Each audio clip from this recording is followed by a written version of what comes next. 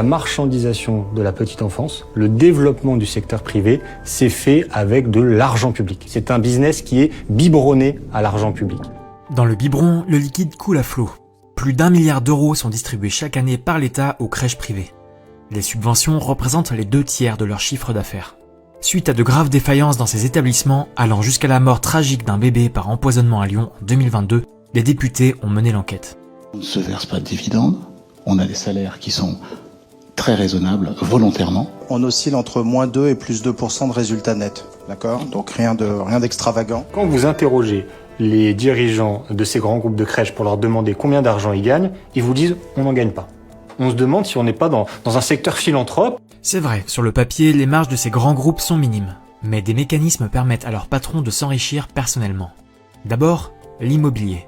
Oui, nous avons une foncière immobilière qui détient des SCI, quasiment une par structure.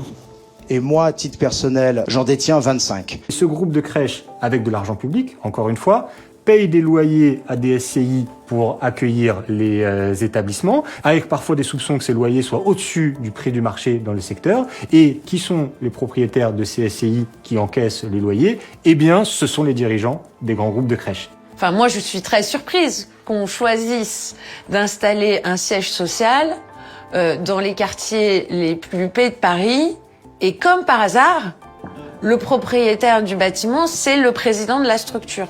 Et donc, la boucle est bouclée. On a un mécanisme qui permet, à travers des SCI et à travers de l'immobilier, de capter de l'argent public et de créer de l'enrichissement pour ses dirigeants, tout en affirmant en même temps que le groupe privé de crèche, lui, gagne rien ou si peu. Pendant ce temps, dans les crèches, les salaires sont au plus bas. La qualité d'accueil se dégrade et les enfants sont les premières victimes.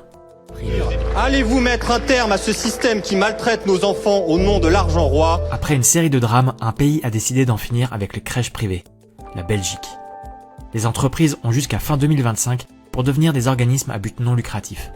On ne sortira pas dans la crise en ne changeant pas les recettes. La recette de la privatisation, on l'a essayé, ça a échoué. Il faut revenir en arrière, ce ne sera pas facile, mais si c'est une chose de longue haleine, c'est urgent de commencer aujourd'hui.